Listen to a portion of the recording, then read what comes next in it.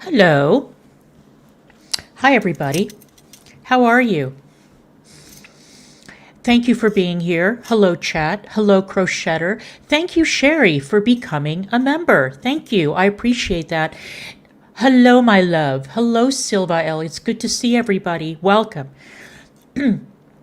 And I'm very glad you became a member, Sherry, because one of the things that I've discovered over the past couple of days is that these house tour videos have hello,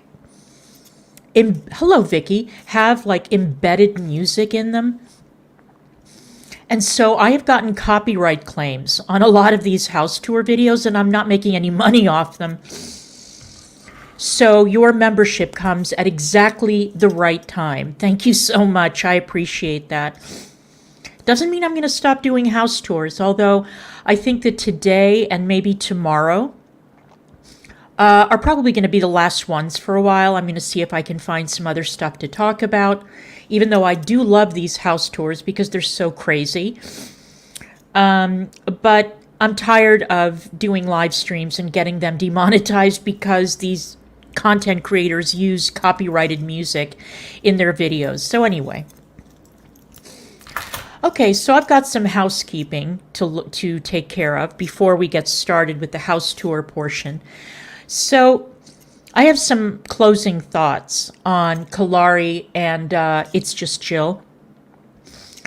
I was listening to part of the Woe Is Me stream that Kari did on Jan's channel with Edna. And Edna was belly aching because, of course, with them, everything comes down to race. And everybody's picking on Kari because she's black. Okay, well, let me flip the script on you, Edna. Maybe this will get the old noggin jogging.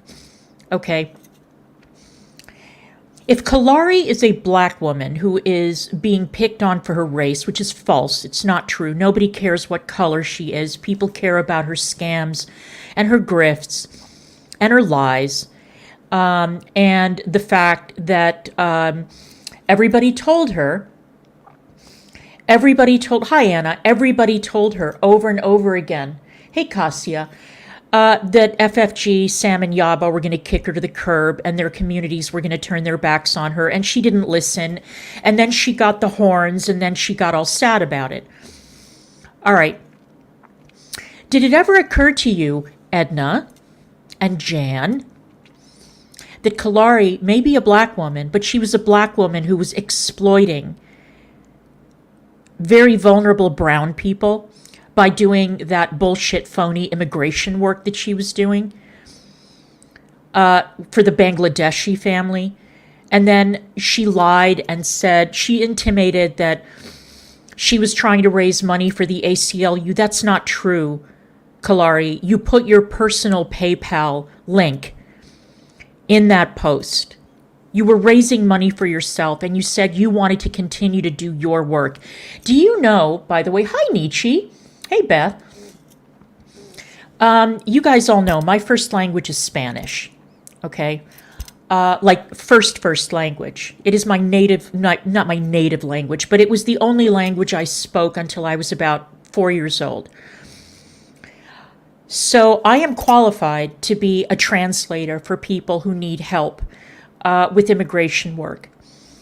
Even with my level of language expertise, I would not offer to fill out an immigration form for anyone.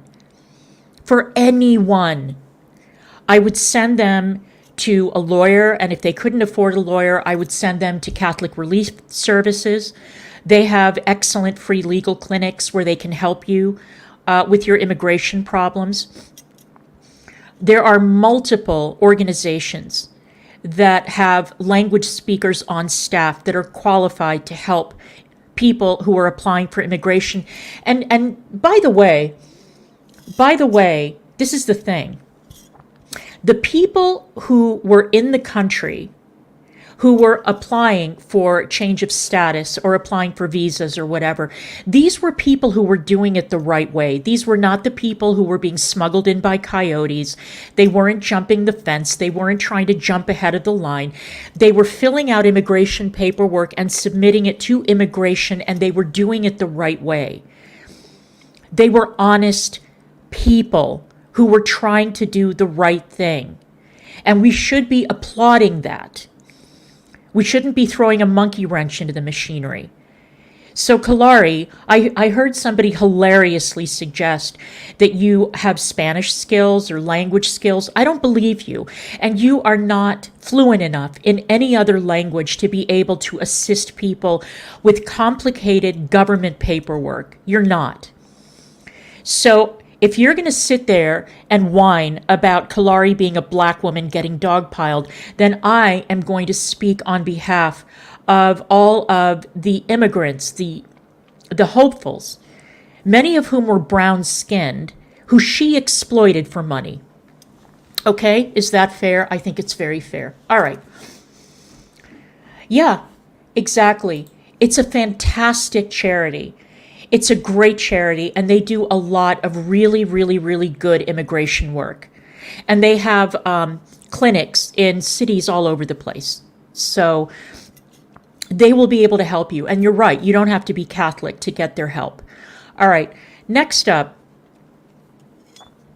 Jill said something in her stream, the one that Anna was reviewing yesterday, about how there are times when she agrees with me, but she doesn't want to say anything, because what fun would there be in that, right? How could she agree with me? She's supposed to hate everything I say. She's supposed to nitpick at me the way those psychos go after learning to be fearless, right? Hello. No, you're not blocked, Barbara. You're here. I can see you. Hi, Moon and Stars. That's not true, is it, Jill? That's not true. Because the last time that you came out and you agreed with something that I had to say, it was about Keffels. And you criticized Keffels, and you bent the knee to your chat who were coming at you and calling you a transphobe. And you had to take it all back. So you, in other words, defended, obliquely, you defended a man posing as a woman who has given kids advice on how to cook up HRT in their homes, like bathtub gin. That's who you defended, because you had to make people like Texas One and Aunt Maddie and the rest of the losers in your chat happy. Couldn't be me. Couldn't be me. Do you know how many times I've been fucking dragged for my views on trans issues? Because I've defended children against mutilation and drugging. Do you know how many times I've been dragged? And Jill, you got run off by your chat, and because Kiwi Farms dragged you for a few posts. You know, Kiwi Farms dragged my ass for 2 fucking years. Did that make me back down? No. No. What do I give a shit? I have an opinion.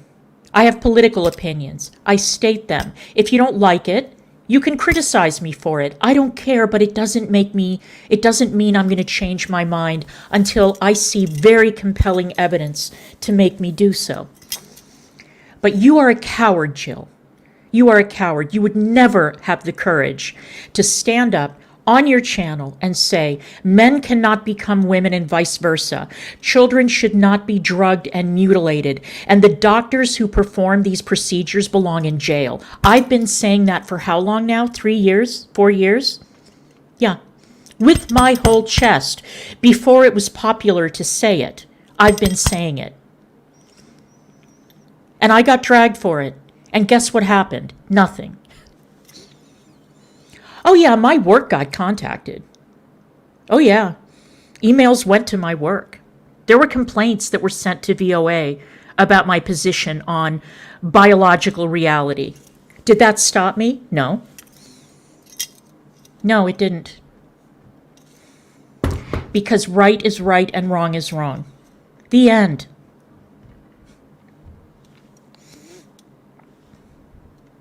You're a coward. You're a coward. You're a wannabe mean girl. You're just a limpet. You're a parasite who wants to make money off of other people. And you're too cowardly to stand up and state your opinion boldly on any issue that is controversial. And now you find yourself in a corner. Hey, Just Wheezin'. How are ya? Yep. Exactly.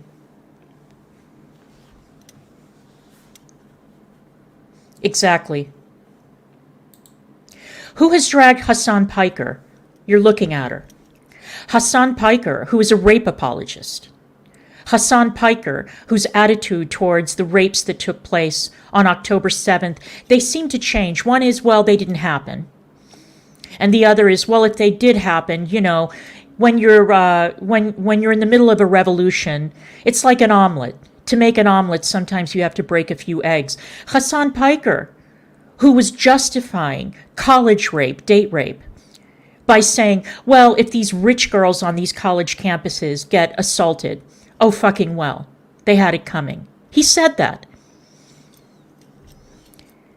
Guess who criticized him for that? Guess who doesn't like rape apologists? Guess who doesn't stand up for rape apologists? Guess who doesn't allow herself to get gaslighted by popular opinion? I pay the price.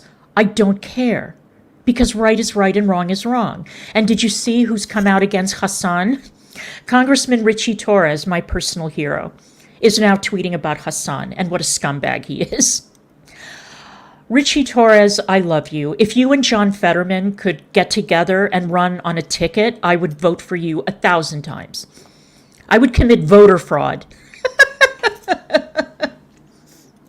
I would claim that I have DID and that all my 50 personalities had to vote for you. That's what I would do.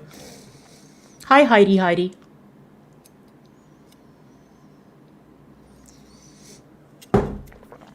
Now, I wanted to show you guys something. You see, today, Sam, and by the way, my condolences to you, Sam and Yaba, for having to downsize. What a shame that AK and Alex doxed your new address on their live stream. What a shame for you. They showed it in 4K. They put up a Kiwi Farms post with the dox of their new address.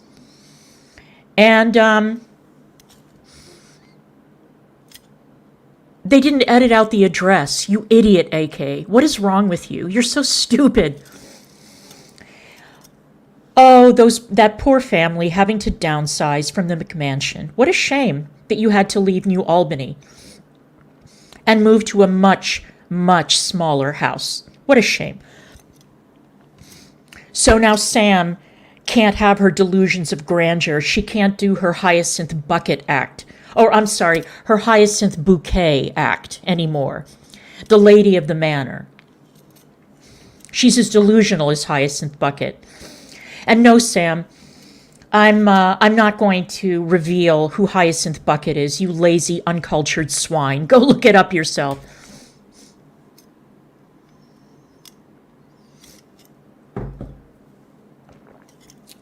Your mother loved that show, Jarella? So did mine. And because my mother loved it, I watched it, and I loved it too. It's a great show. So, today, Sam decided that she was going to go through the filing that my expert witness filed in DC court, and made quite a big deal about the fact that my expert witness is a black man. Yeah, he is. He is. He's a black man. Did you know that my lawyer is a black woman? Oh, of course you knew that. You've probably doxed her and her entire family by now. Now, Sam, based on the screenshots that I've seen of some of your youngest daughter's Facebook posts, I know that you have a certain idea of the way that black people express themselves, both in verbally and in writing. And I know that some of the words were a little bit too complicated for you to understand. And I know that it's only a matter of time before, let's see, let me see if I can bring this up.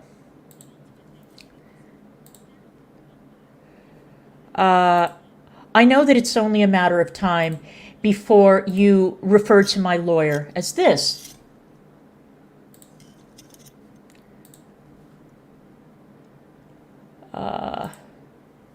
Let's see if this is going to show. That's not what I want to show. I guess I'm going to have to bring it up in my email. I emailed myself a copy of it because I thought it was delightful. Isn't this the way that you referred to black women, Sam?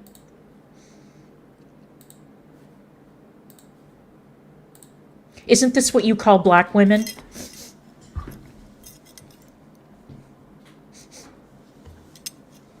Yeah, it is, isn't it? Isn't this the name that you came up with to describe a black woman who made you angry or who you feel didn't give you the proper service that Milady is entitled to? Yeah. Tanika Shaniqua Bonquiqui, how long until you start referring to my attorney that way? Thank you, Barbara.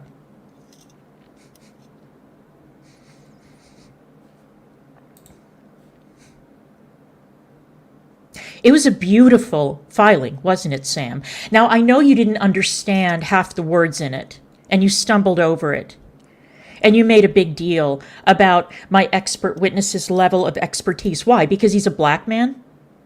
Because you consider yourself to be such an expert in social media matters? Maybe you should hire yourself out as a social media expert, Sam. Right? As Kiwi Farms pointed out, you're such a social media expert that you had to dump out of the first stream because your internet connection was so bad. And the second time that you streamed, it got struck by NBC on copyright grounds. But by all means, you critique an individual who's an actual expert in social media. Sure.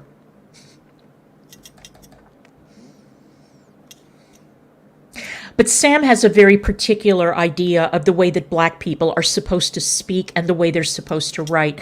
I'm sorry that my expert witness and my lawyer confused you. My excellent, very capable attorney. Sorry about that, Sam. Maybe invest in a thesaurus. I mean, a woman who doesn't even know what a CV is. She asked her audience, what is a CV? And you claim that you've applied for employment? Sure. Sure, Sam.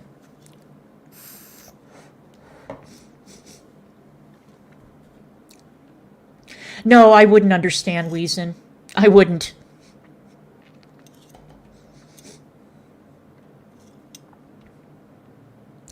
I wanted to show you guys something because I found this to be absolutely delightful. Yeah. It's delightful. So, as you may recall,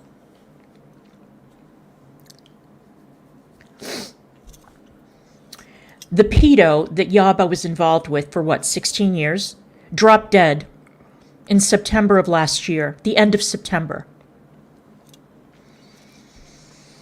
They knew, Sam and Yaba knew, when he croaked, the circumstances of his death, and they knew why a restraining order had been taken out on him, which is why the police were there at the house when he showed up at his ex's place.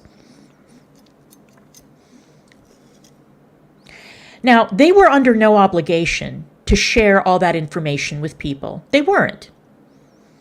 They weren't. They didn't have to. But they couldn't help themselves, could they?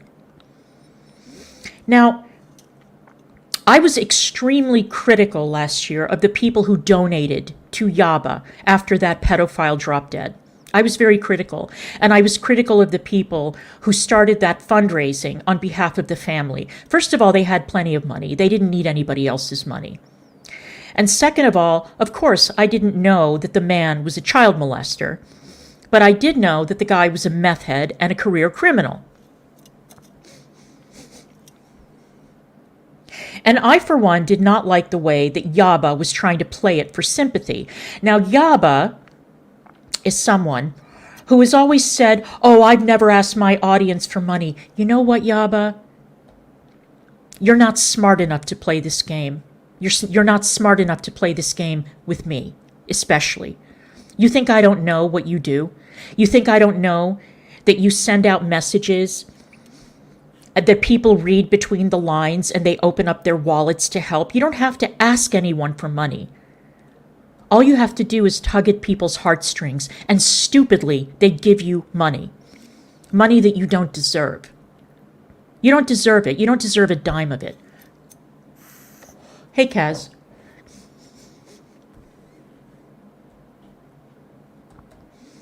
Yeah, putting a little girl's name in the obit. Disgusting. That was Sam. And then lied about it. Oh, I didn't write it. Oh, I edited it. Oh, yeah, I guess I did write it. She can't make up her mind. Just like they can't make up their minds about who the dog was named after. There's Jack and Harlow. Okay. But it was Sam who mentioned in the obituary that the dog was named after the pedo. Sam, you wrote that. And then you denied that it was true.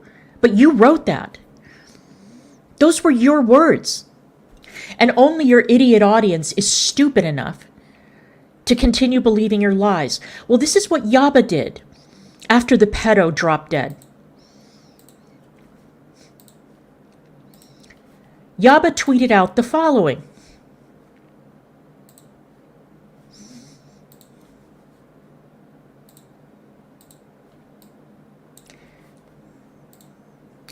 He loved them, and I loved him for giving me the best gift life has. That was October 2nd. The pedo dropped dead the week prior.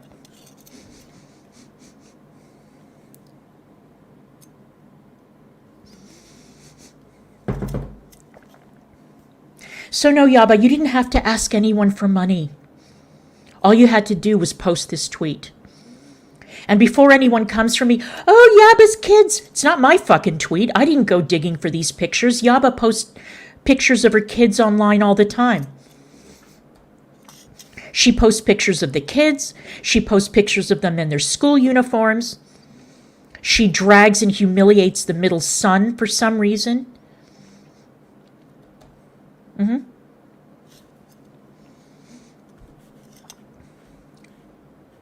You loved him, huh? How unbelievably manipulative of you to tweet this out after the man dropped dead when you knew goddamn well what happened, the circumstances of his death. Because you wanted money. You wanted people to feel sorry for you. You wanted all the saps watching you to give you money.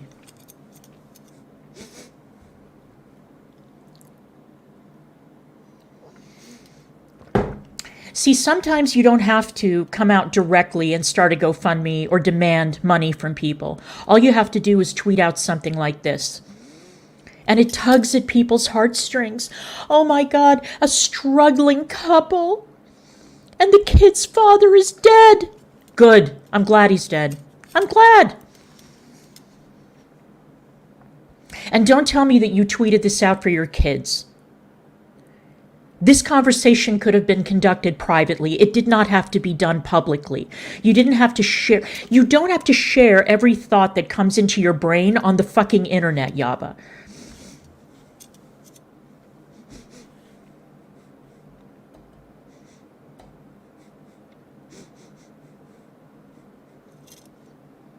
It's nobody's business.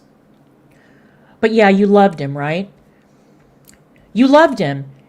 Didn't you share those DMs that you shared with him, calling him a scumbag and saying that nobody hated that man more than you? And yet, a couple of days after the guy drops dead, you tweet this out, hoping that people are going to give you money, right? Hoping that you can ride that nice, sweet sympathy wave. Disgusting. Disgusting. You are disgusting. Manipulative, white trash, money-grubbing liar is what you are. And you and Sam are the perfect couple. I cannot tell you how happy I am that you two discovered each other.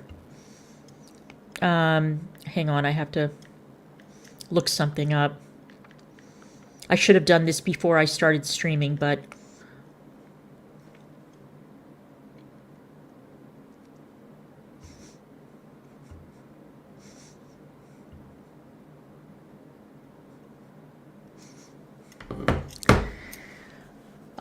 Yeah, I'll skip that. I'll save it for another time. Yeah. Hi, Artem. That's a motherfucking lie. That's a lie. Just like the story about the obituary was a lie, and we all know that.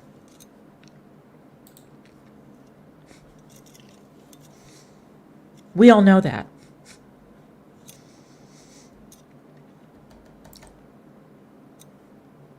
All right. Now that I've shown you that delightful little piece of lore,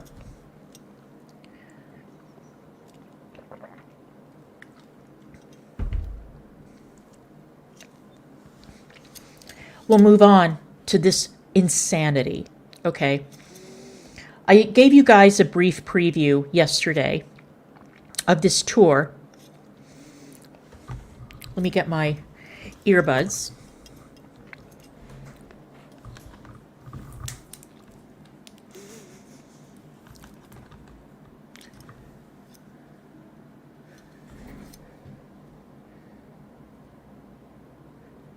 Okay, hang on. Let me see something in here. Sorry to all the people whose presence I haven't acknowledged yet, but I wasn't paying attention. All right. Oh,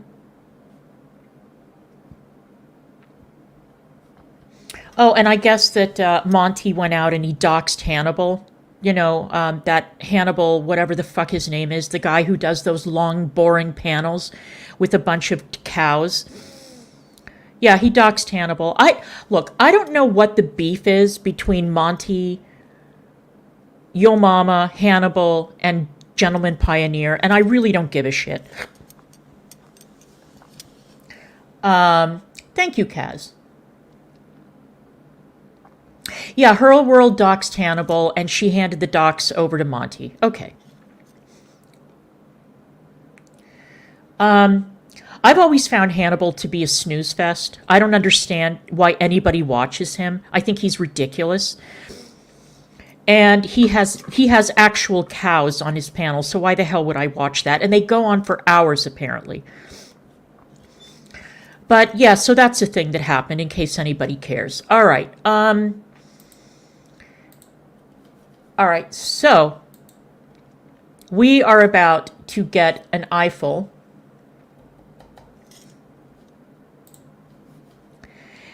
Let me bring this up. Hang on. And yes, the title is about a $1 billion house. It's getting silly now, isn't it? It's getting silly. It's getting ridiculous. But I couldn't help but share this because I was absolutely, my jaw was on the floor when I watched this. So, and this video raises more questions than it answers. So let's go. If you ever came up to me to help you purchase this property, the number one thing I would ask you is a medical note from your doctor to just make sure you're mentally all there. And to further deter you from making this stupid decision, I will require you to pass a physical examination by myself. If that doesn't stop you and you've already lost all your freaking marbles, this is how I would help you to purchase this property. Let's get started.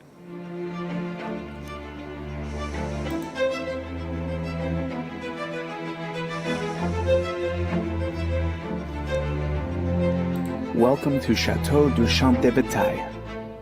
So welcome to one of the most expensive homes in the entire world. In the entire world. France, where behind me, that's right, that is one of the most expensive homes ever in the world. And in this episode, we're getting a tour of the house, the property, the whole thing. This is the largest private garden in all of Europe, and it's actually so big that we need a golf cart to tour the space.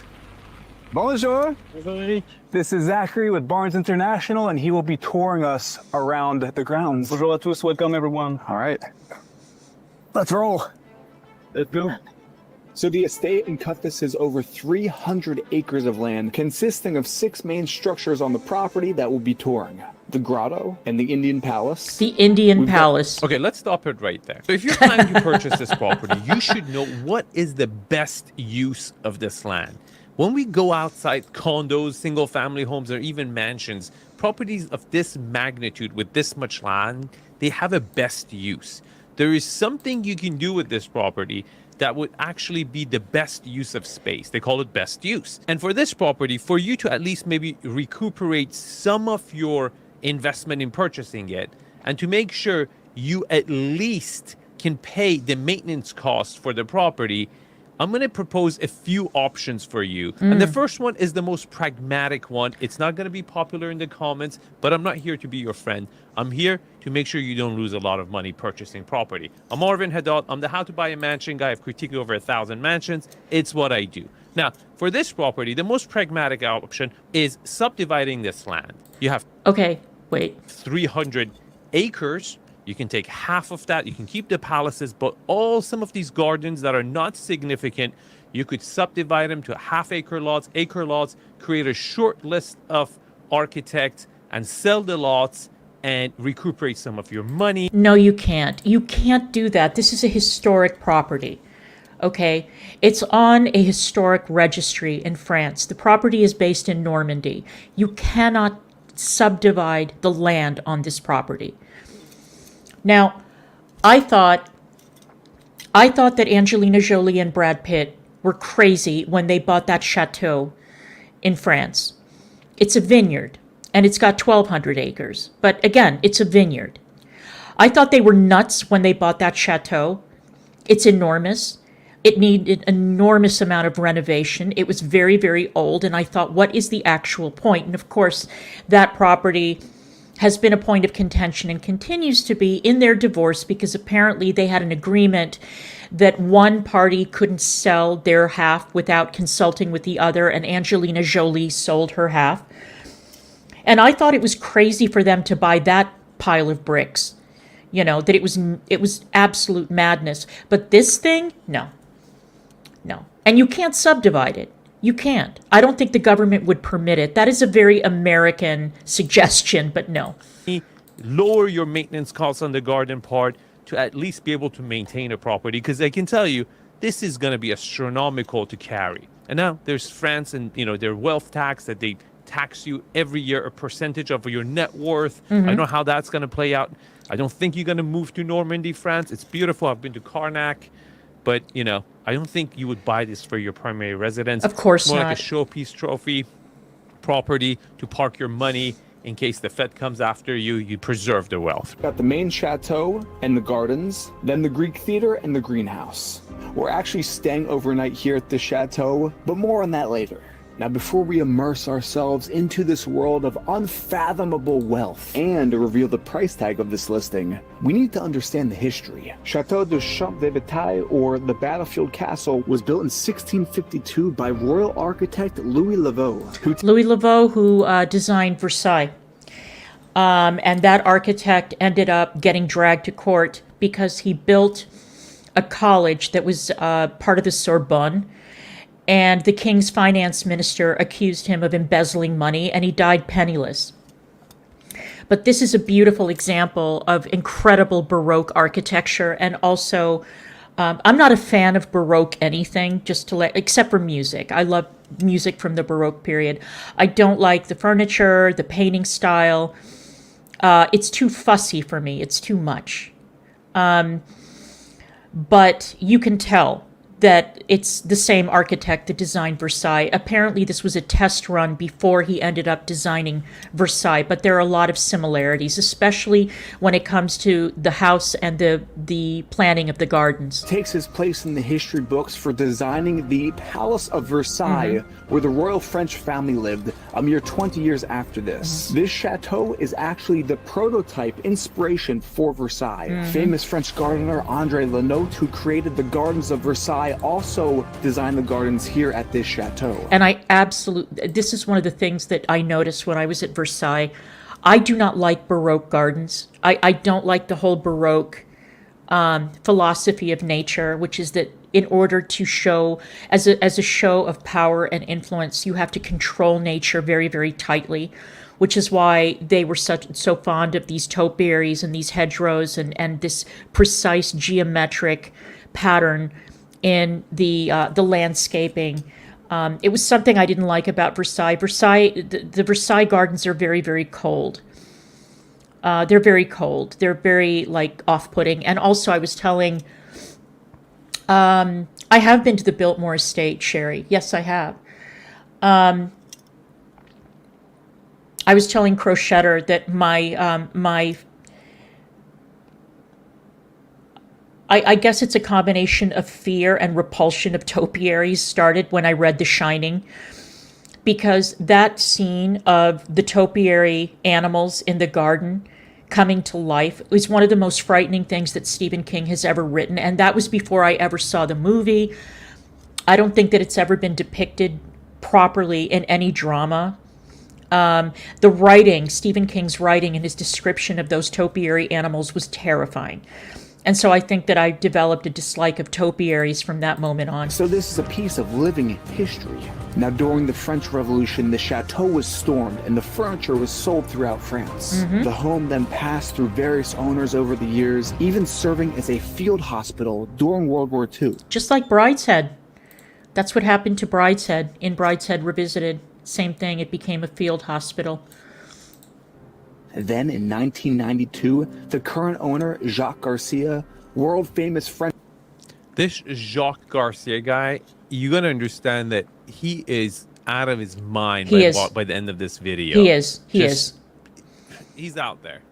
architect and designer, purchased the rundown chateau and has since dedicated the last 30 years of his life restoring this palace to its former glory, and more importantly, filling the chateau with priceless art belonging directly to the French royal family. Everything in here is authentic. For example, these 4 vases here were gifted to Napoleon by the King of Sweden, and they're here in this house. This is an actual human body, mummified from Egypt, in this house in France.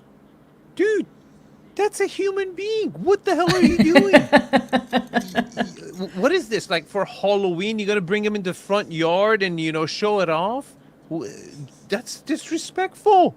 That's a human remain. You can't have it as a decor piece in your house. It's Apparently like you throwing could. a, surprise birthday party for your kids in the cemetery. It's the same thing. This is wrong. What is going on? That is wild. It's rumored that Garcia purchases a piece of new art every day. Now, the actual price value of this home, it's nearly impossible to put a number on. But recently, an undisclosed private offer in the multiple 10-figure range was made to purchase the home, and it was declined by Jacques. Rather, bullshit. I call bullshit. I've heard that trick before. Let me teach you guys a few things about the ultra high end. When someone really can't sell something, they would say, I've turned down a crazy offer already. I've heard it many, many times from mostly owners of properties that are pretty much unsellable. And it's a really, really interesting little mind game. You're throwing out a number. You know the house is not worth anything because it's just unpurchasable. Right. It's like this, who's going to come buy this? And if Right. It's like trying to put a price tag on the Vatican or on Buckingham Palace. It's ridiculous. You can't do it. I, for one, I'm really curious about where he got the funds to purchase all the artwork and the furniture and all these authentic bits of decor that he has in the house. I find it hard to believe that this man purchased all of that stuff with money that he makes as an architect. There is no architect in the world that makes that kind of a salary. It's impossible. I wonder how much of those items that are in the house were donated by the French government, because basically the house is now, it's a museum. You know, it's not even a habitable home. But I mean, we're talking hundreds of millions of dollars worth of artwork, cutlery, silver, furnishings, tapestries, you know, knickknacks, tchotchkes. I really want to know where this guy got the money. And I suspect, like I said, that probably quite a bit of it is on loan from museums around France. You know, whatever survived from that period that wasn't ransacked after the French Revolution, I would very much like to know.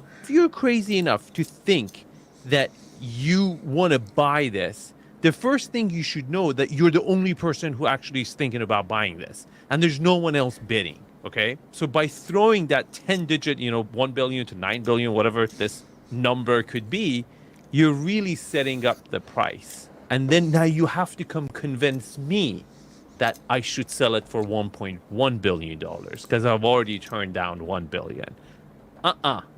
Your brother's not going to fall for that. It's his dream that the doors of the chateau be open to the world, ensuring that future generations can experience the magic and the mystery of this royal French treasure. And I'm working with Barnes International to market this home for rent. Wait a minute. So you don't want to sell it and you want to rent it. You want to rent it, because okay. you want to share this cultural experience with everybody. Okay, let's keep that in mind. So if you're looking to rent out this chateau, please contact me via email in the description of this video. I should email the guy and ask him how much it costs to rent this joint. Because I'm telling you, I can't even imagine that a Russian oligarch would buy this place. Some Russian oligarch with dreams of, being a czar, living like a czar, or even an African dictator, or not even a member of the Qatari royal family, or the emir of any of those emirates, I can't imagine anyone buying this place. I mean, maybe buying it just to have it as a jewel in their crown or whatever, but to actually live here, there are a lot of unanswered questions about this home that are not answered through the course of this video. And with that, we're starting our tour here in the formal gardens, which are absolutely colossal. Okay, let's look at this for the first option.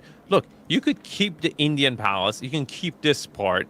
You can subdivide some of these lands. No, you and can't. Sell them. No, you the second can't. option could be you create a really high-end gated community, subdividing the land to maybe 100 different parcels. No. And with a very architectural, strict coding for single-family homes. No, you can't. No, you can't. It's a historic property. You cannot do that. I was watching a video the other day that was made by a real estate agent, and she was talking about the downsides of buying a historic home. And when I'm talking historic home, I'm not talking about a goddamn fucking palace, okay? I'm talking about, you go to Washington, D.C., or you go to New York, or you go to London, and you buy a home that was inhabited by a historical personage. A home that has been designated as a historic home. That one of the downsides is that there are certain things that you have to adhere to. You can't make drastic changes. You can't make any changes to the outside of the home. Because it's a historic artifact. The fact that you bought it doesn't mean anything. It's got an official designation. And I'm sure that the French are probably much, much more persnickety when it comes to any kind of changes. They don't want a fucking trailer park on that property, or, a condo development, or, a subdivision of townhouses. They're not going to allow that. Come on, don't be silly. Approved architect. You sell those, and the main structures would stay as the community building, the HOA building, shall we say, right? And everyone shares the maintenance cost of the whole shop. No. Now, it's a very lofty idea, and again, it requires a lot of marketing, but it is an option, right? And that's why I'm throwing it out there. Pragmatic option, but it's an option. So we're now at the center of the property. Yeah. What's the significance about this behind me? So the exact place where we are now, it's the perfect middle of the castle. That means there is 500 meters on that part, and 500 also on this one. So, the thing that really caught my eye about this particular part of the property is how similar it is to the design of Washington, D.C. When Pierre L'Enfant came to Washington, when he was invited by George Washington to design the Capitol, or design Washington, D.C., and you had the Capitol on one end, you had the Mall, and at the other end was the Lincoln Memorial, and then in the center is the Washington Monument. Obviously, all of those buildings were not there when L'Enfant designed the basic, outline of Washington. But it's the same thing. You've got two historic buildings end to end, or you've got two significant properties end to end, and in the middle there's a long there's a long bit of greenery, which is the mall in DC, and you've got the gravel on either side. And you've got these water parks or these water fixtures, whether they're fountains or pools, like the reflecting pool in front of the Lincoln Memorial. You can really see the French influence of design and architecture in Washington when you visit, if you pay attention. Back in 1992, all of what we're looking at right now was just an overgrown field lost to time, until Jacques found the original garden design plans in the Chateau. He then excavated and recreated these gardens exactly how they would have been almost 400 years ago. First, he dug a 550-meter-long canal, which is definitely a defining feature of the property, to feed the vast It's just network like of the elaborate Capitol, fountains and just water like features, Capitol Hill. such as this circular Incredible. entrance fountain. Wait a minute. How is this owner architect has this much wealth? Exactly. That's what I want to know. Architects don't make that much money. No. Even the most successful ones, Zaha Hadid, they didn't have enough money to buy a mansion this big, and they didn't have enough money to renovate and restore and fill art in it. So No. I don't know if this Jacques Chirac or whatever Gonzalez is a front or he's the real owner of the property. No, I think that the guy is, I think that he's operating under government grants. I think he's getting some kind of a huge stipend from the French government to preserve this property. But again, there's no way that he could have done all of this on his own, and he could have collected all the artifacts and the artwork. And no, it's impossible. It's impossible. Zaha Hadid, who, by the way, was the architect who designed that stadium in Qatar for the World Cup that looked like a vagina. Zaha Hadid was probably the most successful architect in the world, and she couldn't afford to buy her own buildings. Are you kidding? So no, there's something going on. I too would be curious to know about this man's finances. It's a little sus. With these gilded statues of dolphins emerging from the sea, surrounding an ornate globe rising in the center. Even where we're standing right now at the center of the property, you've got these wild clawfoot soaking tubs overflowing with water. Amazing. And the cost to turn on these fountains is apparently 20,000 euro just to turn on. What is it, powered by a nuclear reactor? 20,000 $25,000. You just 20,000 turn on the knob. euro There's some pumps. It's to probably turn on using the water? gravity. The water is coming down. It already has some inertia. Why? $25,000. And run the fountains here. So you could have a jet ski in here. That's how large this is. It takes a full-time staff of 15 of the best gardeners in all. Don't give those idiot YouTubers any ideas. The next iteration of Jack Doherty or the Paul brothers will show up at this property with jet skis and film themselves in that water feature. No. Of Europe to maintain and create these elaborate garden designs, consisting of stunning geometrical patterns and even human-sized hedge mazes throughout the property. On the side of the castle, we have a lawn with chess pieces that are probably 8-9 foot tall here. But why, and though? Look how perfect these are. But why, though? Oh, that wiggled a little funny, didn't it? I'm in shock that they can actually do this. The role of the gardener here at the Chateau is, I'd say, the most important role because of how much acreage we have. I And one can't of the even most imagine. intricate and prominent Look at design that. features in the gardens are the symmetrical lattice design box gardens leading up to the front patio of the Chateau. Now, the garden is based on the principle of imposing order and symmetry over the land.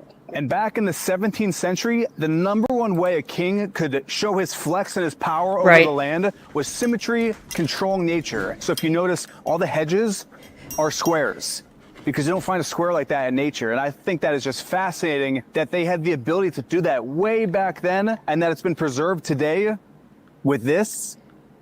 That's insane. I mean, you don't need much technology. You just need scissors to cut it out to that shape.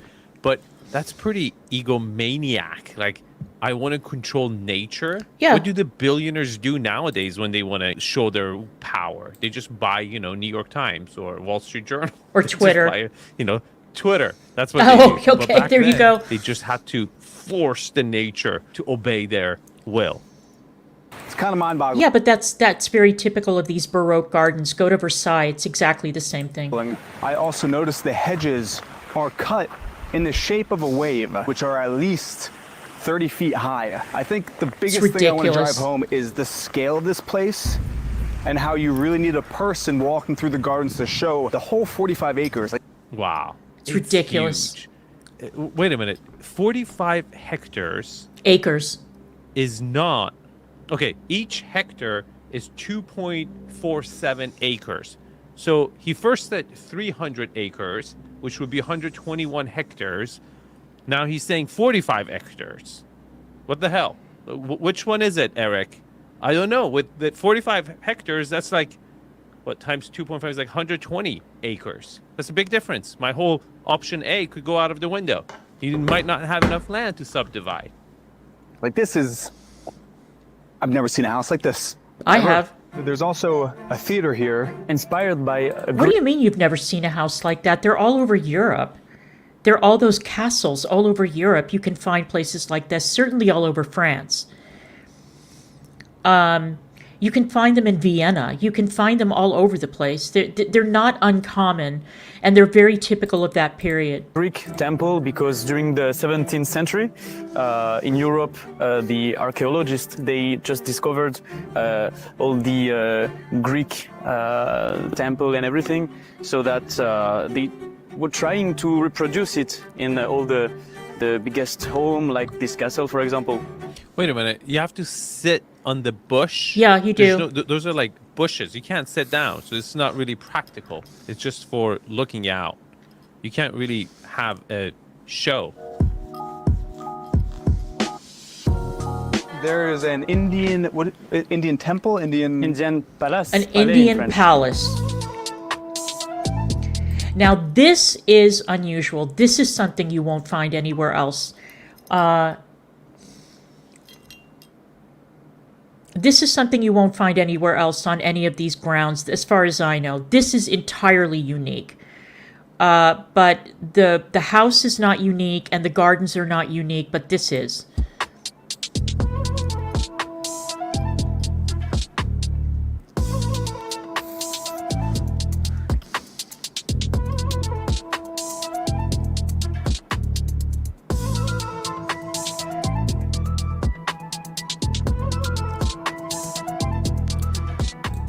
Essentially, Jacques brought in, I believe it was what, 5 containers?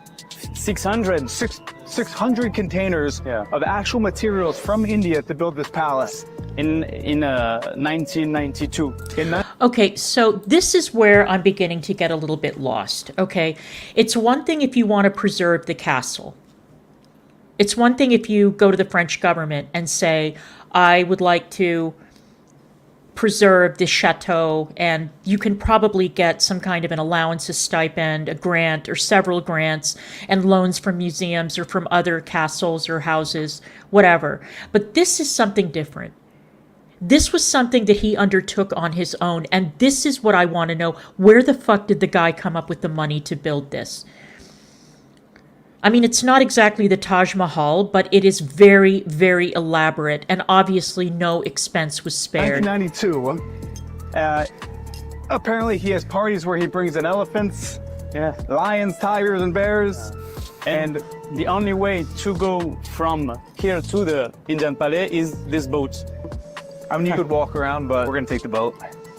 So this is the Indian Palais. Yeah, the Indian Palais, and all of what you see here is... Guys, this is really a magnificent state. Like, all jokes aside, again, I do not think you should really desire this. I think back in the day, labor cost was so cheap. There would be your servant. Like, Yeah, of course. You really need to be a dictator to exert your will on the people in such a messed up way. Because I don't care how rich you are. Yeah, why do you think that those palaces were all looted during the French Revolution? Because people had had enough. You know, these people were paid nothing. They were, a step above a slave. So it was very easy for these families to find staff, find disposable workers to come in and trim the hedges and take care of the house and everything else. But there's a lot that I want to know about this because it does not make sense to me. Just maintaining such a palace is so expensive. But when I look at it as a real estate angle, this is the epitome and the pinnacle of ultra royal wealth. To have this much land, this much really building that are toys, they're pretty just much for your amusement on such a scale. Right. It's not our times. This is historically speaking from many, 400, 500 years ago. But it's just fascinating that the pinnacle has actually dropped, right? 500 years ago, they were doing it at this level. Now the pinnacle is like the one, or the penthouse at 220 Central Park, in New York. So they knew more about real estate back then, and the palaces and everything was way more audacious and just awe-inspiring, especially comparing the wealth gap between the royals and the peasants. So it was probably even a bigger gap back then. Really from India. It's not a replica. Jacques Garcia, the owner, he brought all of this by shipping containers. I'm at a loss for words for how large the scale of his thinking is. The fact that, it looks like we walked into India. It looks like we are in India right now. So there's a house in the Indian palace, right? Jacques, when he come here, Look at he's that. living there. Look at that Welcome to the living decor. room Look of at the those Indian rugs. Palais, and just take a look around. Incredible. It's one thing to hear 500 shipping containers, Incredible. but to see all of the artifacts. Come look at this. Look at How? this leopard. How? Look at this thing. I don't really have words for this. Also because we don't know the value of everything. I want to mention that. All right, here's the best second use. Now, this to me is perhaps the best use for this property if you were wanting to purchase it. And it requires a couple prerequisites because you really need to be in this industry to be able to really take use of it. But this property would make a fantastic movie location. Absolutely. Yes. Acres of land. You have main structures Yes. with very different themes. You could pretty much shoot any Bollywood movie over here. Yeah. And that's a huge industry of its own. And trust me, they would love to shoot a movie in something like this. And also, all the other structures. You could perhaps shoot 4 different movies and TV shows and different events at the same time and have multiple sources of income. But to start that off, you need to hire a group of people who are very tied into the industry, talent agents, movie location specialists, and really bring that in. If they had already established that and you could purchase it with already having an income of that sort, would have been way better. But starting off scratch and building that business will probably take years before it goes to kind of a full production where you start breaking even or making money on the, maintenance costs and the property taxes and everything of this property. In the price point of this chateau, I believe we were told there's $1 million worth of art alone. So wait a minute, is it for sale or not? It's a price point? What's going on? So again, see, I'm telling you, it's kind of for sale, but you have to go ask them and beg them to have it. Chateau. And you can see just from around me, we have, look at this chair. I don't want to touch anything either. Hookah lounge. Oh my gosh. What? You know that's real too. There's no way.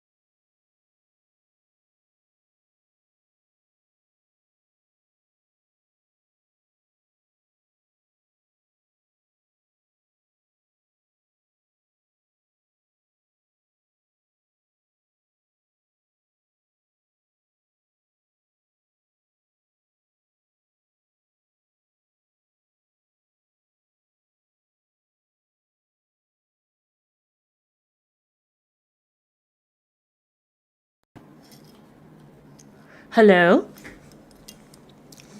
Is everybody there? Is everybody there? Thumbs up if you can see me. Can everybody see me?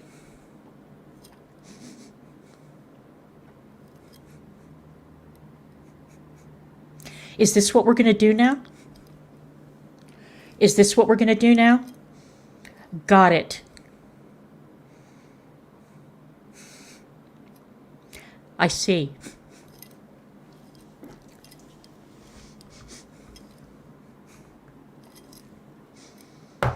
I was sitting here minding my own business doing a tour of a fucking house in Normandy, and somebody got all up in their feels, right? I get it. I get it. Well,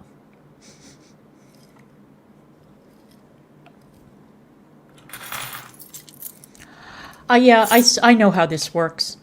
I'm very familiar with this. I'm very familiar with this tactic. I'm very familiar with this strategy.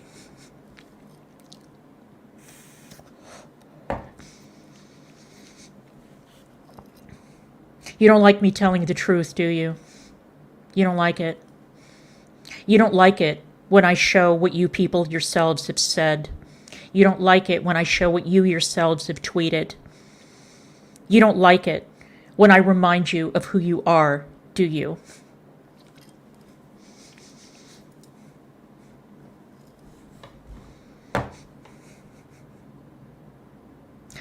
Okay. Now that I know what the rules are, now that I know what the rules of engagement are, Sam, that's okay.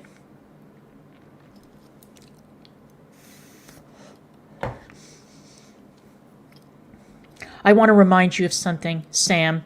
It is not 2023 anymore. It's not 2022 anymore. It doesn't work that way. Both of you tried taking us to court and you failed. Both of you said, and now you came up with some other explanation that you did indeed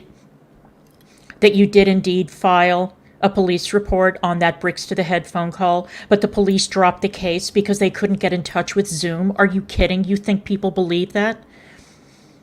You think people believe that the police are just going to give up? They're going to, do...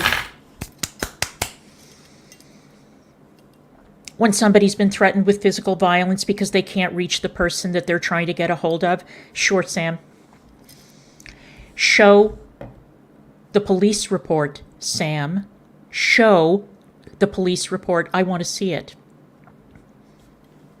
Show the police report that Yaba didn't show in court when she dragged Negs in and falsely accused him of being responsible for that call. Show that police report.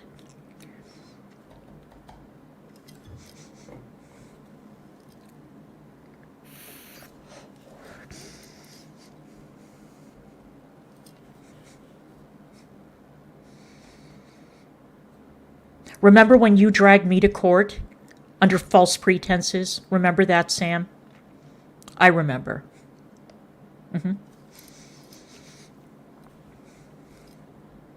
Remember when you came here uninvited twice this year? The second time you came armed? I remember that, Sam. I remember that.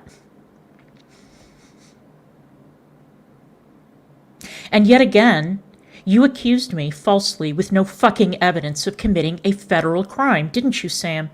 First, you committed me of laundering money with no evidence. And now you're accusing me of doing straw man gun purchases. You know that that's a federal crime. I would love to see you prove that, Sam. I would love to see you prove that. I've had enough of you.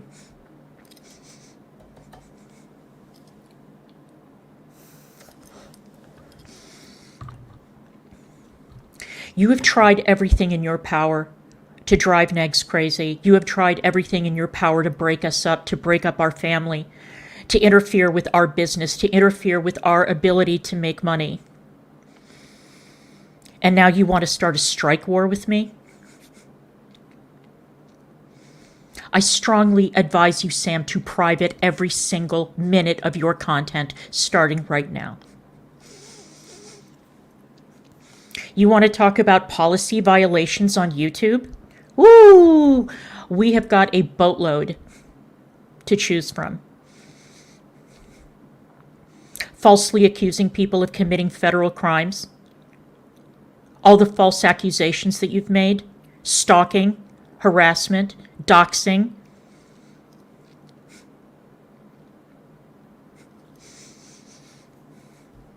I'm going to keep my powder dry.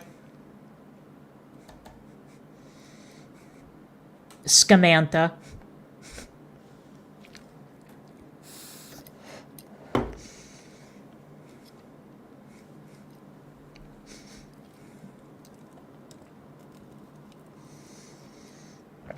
I'm just going to drink water shadily. And that goes for all of you, by the way. You all think that you can continue to make money off of our backs. You think you can continue to make money by dragging us and lying about us and defaming and slandering us. You're wrong. It's a new day. We're about to go into 2025. You think I'm going to put up with this shit for one more second? You cannibalized our content. You kicked us off the platform. You took our money. You took our content. You damn near took our sanity. Well, that's over. Yeah, do another rebrand, Sam.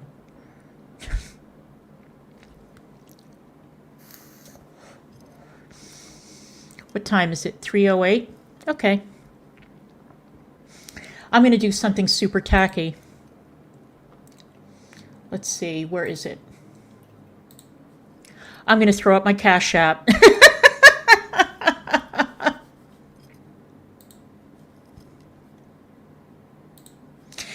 That is the Cash App.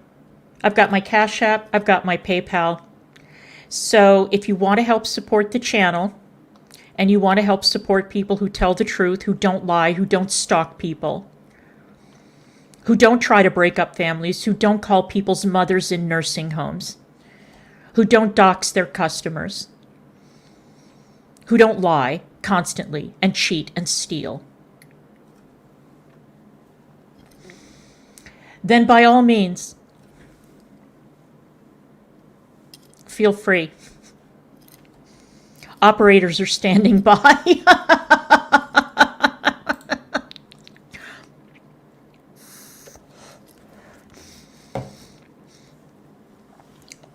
Do you realize that every single move that you make is now something that I'm turning over to my attorney in DC? You know that, right?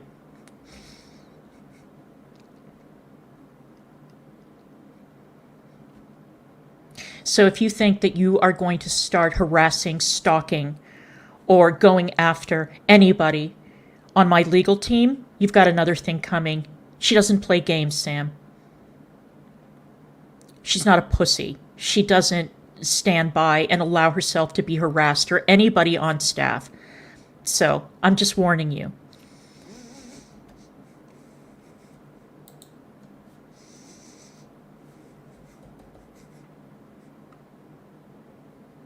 Who else would it be, Scrange? Who else would it be?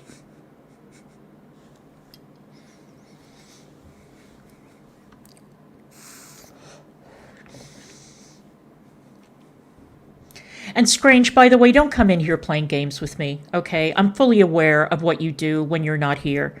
Just, you know, keep it civil. That's all I ask.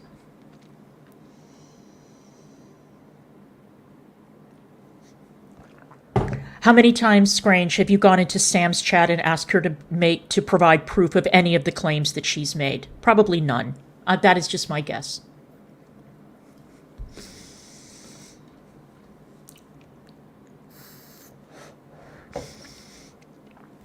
But I know that, I'm guessing that one of the reasons that it could be Sam is because she and Yaba once struck Negs for showing their public tweets on his channel.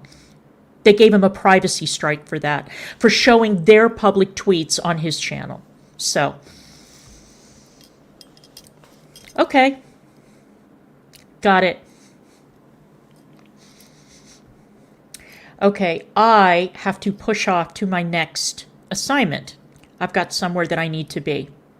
So I'm going to go to that place where I need to be. And I think that I'll be back tomorrow. I don't know what we're planning on doing tomorrow, but I think that we're going to be okay in terms of me streaming. And I want to thank you all for being here. I really appreciate it. And I will see all of you the next time. And again, Sherry, thank you for rejoining the membership. I appreciate it. And I will see you guys the next time. Thanks again.